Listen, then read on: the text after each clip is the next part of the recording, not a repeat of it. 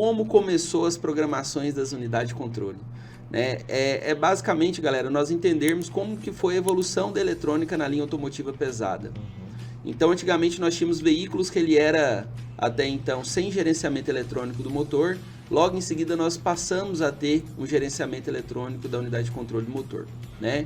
Então, o motor que antigamente era bomba injetora, deixou de ser bomba injetora, que seria o sistema de acionamento mecânico, e começou a ter um gerenciamento eletrônico do motor, onde entrou ali de fato as unidades injetoras, os bicos injetores responsáveis por manter o funcionamento do motor. Então, nós somos especializados em uma marca, né? Apesar de saber várias informações de outras marcas, a gente não entra, né, no aquário dos outros, a gente procura sempre manter o nosso foco dentro da marca que nós trabalhamos e aquela que nós mais empenhamos em levar conhecimento para os nossos alunos. Então, tudo que eu falar aqui, com toda certeza, pode ser aplicado a multimarca também, você que trabalha com Mercedes, Scania, mas o tema principal do nosso podcast é para a linha Volvo, ok? Então é para o cara que é especialista na área em Volvo e todo o conhecimento que a gente está trazendo é com relação a essa linha. Bom, a programação das unidades de controle, ela começou a surgir ali, Jeff, quando teve a implementação do D12A no nosso mercado. Então, antigamente a gente tinha veículos mecânicos, né, e passou a ter um veículo totalmente eletrônico. E ali teve unidade de controle motor, dentre outros módulos. Então, na época mesmo, né, a gente não tinha uma internet tão boa como tem hoje, a gente não tinha tantos recursos como tem hoje. A ferramenta mesmo que oferece isso, ela também não era tão acessível como é hoje e vários outros recursos. Que fique bem claro, galera, programação da unidade de controle. O módulo, basicamente, nós chamamos de hardware. Se você pegar um módulo e colocar lá no modo motor, no lugar do modo motor, ele não vai funcionar, porque ele precisa de um software para que ele consiga fazer esse funcionamento. E aí é onde entra a parte da programação da unidade de controle. Eu sempre gosto de explicar desde o princípio, né? Qual que é o princípio? Quando o veículo ele é produzido, ok? Quando ele é produzido lá na linha de montagem. Até então é colocado ali o motor, é colocada a transmissão, é colocado cabine. Existe uma última estação na linha de produção, que é a parte das programações. Essas programações basicamente seriam escritas que é feito dentro da unidade de controle, que cada um tem a sua característica. Então, de acordo com o pedido que foi feito do veículo, é que vai ser feito essas escritas na unidade de controle para que ele saia dali funcionando corretamente. Então, a origem da programação se deu a partir do momento que lançou o veículo 100% eletrônico. Então, a partir do momento que entrou a eletrônica no nosso mercado, já surgiu as programações das unidades de controle.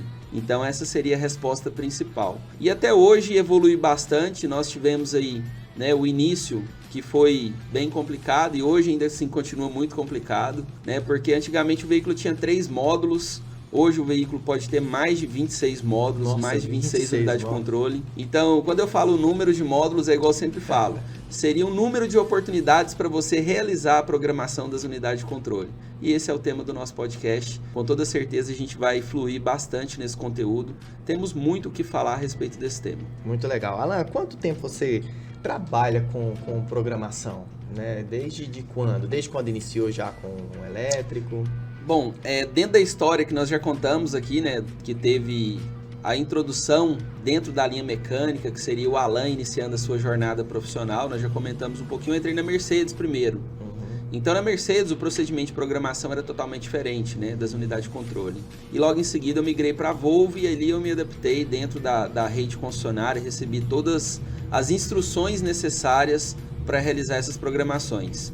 Então eu já realizo programações desde o ano de 2008. 2008. Então foi 2008 que eu entrei nesse universo. Lá na Mercedes eu era muito limitado nessa questão da programação, até mesmo porque a montadora tem, não sei como está hoje, mas na época o perfil de programação era totalmente diferente. Ele restringia bastante o acesso às programações a nível de engenharia mesmo, a nível da montadora. Então você comprava um módulo, esse módulo já vinha programado. Diferente hoje do nosso mercado, você tem a possibilidade de comprar um módulo virgem e programar essa unidade de controle em loco dentro da sua oficina. Então muda um pouquinho o cenário.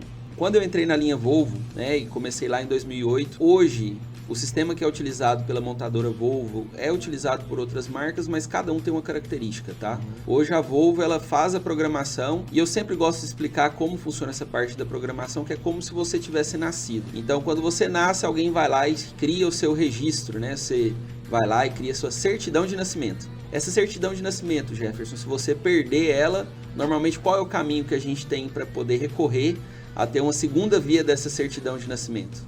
Nós vamos no cartório, não é verdade?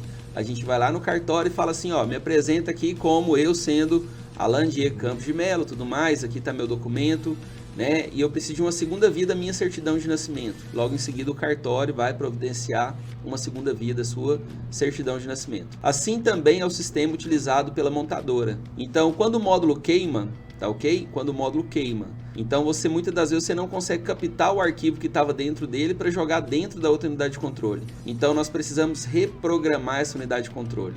Então a montadora ela utiliza como se fosse uma espécie de um cartório.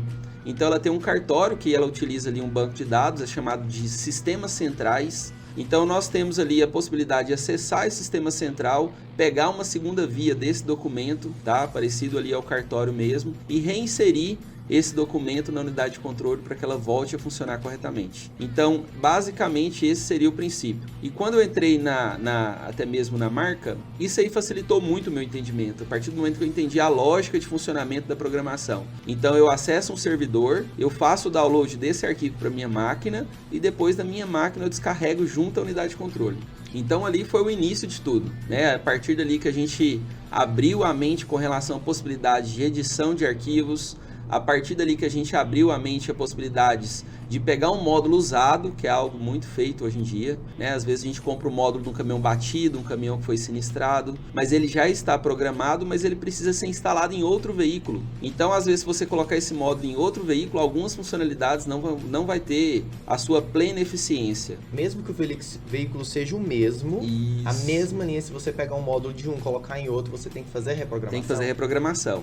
Porque cada veículo ele tem uma característica. E às vezes o veículo que você está recebendo esse módulo, que é o veículo doador, para o receptor, não tem as mesmas características. Vou te dar um exemplo. Às vezes o cara danifica um módulo que é chamado de VECO, unidade de controle do veículo, utilizado na linha clássica, desde o FH 12 até hoje o D13 até 2014, vamos colocar. E às vezes o cara pega uma VECO de outro caminhão, outro veículo, que é o doador, e coloca no caminhão dele. Às vezes não funciona corretamente o freio motor, às vezes não dá nem partida por conta do tipo de transmissão. Então, nessas condições, se o veículo for idêntico, você precisa fazer a programação? Talvez não, porque ele é idêntico, você tem que fazer somente configuração de chassi.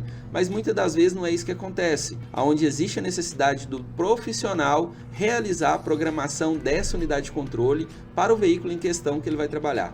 E aí ele tem a sua plena eficiência novamente, tá ok? Então, a partir desse ano, assim, que teve esse entendimento, começou a surgir possibilidades, tá? Essas possibilidades as possibilidades que nós temos hoje em recurso, que seria você pegar um caminhão de uma potência, trocar a potência nominal dele, utilizando o sistema de arquivo. Então, hoje, atualmente, né, já é algo muito praticado no nosso mercado, mas nós fomos além disso, a gente criou o treinamento de edição avançada. Então existe um treinamento que nós já temos, nós comercializamos inclusive, que é o treinamento de edição para o profissional que quer entrar, que quer conhecer a respeito desse tema. Esse treinamento é totalmente online, é o treinamento de programação e edição de arquivos que nós oferecemos. E logo em seguida que esse profissional ele já aprende a fazer a troca de arquivo, ele pode caminhar um degrau a mais. Existem vários degraus, então esse foi o início. Então o princípio foi esse. A partir de lá, né, desse período de 2008, a gente sempre está estudando, entendendo novas possibilidades, novos recursos que podem ser aplicados. É lógico que quando a gente fala de programação, Jefferson, existem inúmeros desafios, tá? Os desafios eles existem, mas sempre nós trabalhamos buscando ao máximo a superar esses desafios para poder conseguir resolver o problema do cliente. Que no caso o cliente a gente está tratando aqui como sendo o proprietário da oficina. Você falou de desafios, qual que é o principal desafio para quem quer fazer uma programação? Eu acho que assim, talvez o principal desafio, Jefferson, seria entender qual é a dinâmica utilizada, né? Então, a dinâmica básica é a seguinte, eu preciso ter um banco de arquivos, essa é a dinâmica principal. Então, cada arquivo desse que eu faço download, eu vou guardar esse arquivo, eu vou criar o meu banco de arquivos. E o mais complicado de tudo, às vezes, é o profissional entender que o arquivo que ele tem, ele não pode ser aplicado naquela unidade de controle, pois carrega configurações diferentes. Então, o principal desafio hoje, basicamente, seria esse, né? O profissional ele ter essa compreensão de que nem sempre o arquivo que ele tem em mãos é o arquivo que pode ser inserido na unidade de controle que vai resolver o problema dele. Para todos que estão nos assistindo, quero deixar bem claro, nós estamos falando ali dos veículos produzidos entre 2008 e 2014, tá ok? Ou a gente pode até estender um pouquinho, a gente pode estender ali até o ano de 98, vamos colocar, 1998 até 2014, utiliza o mesmo método de programação.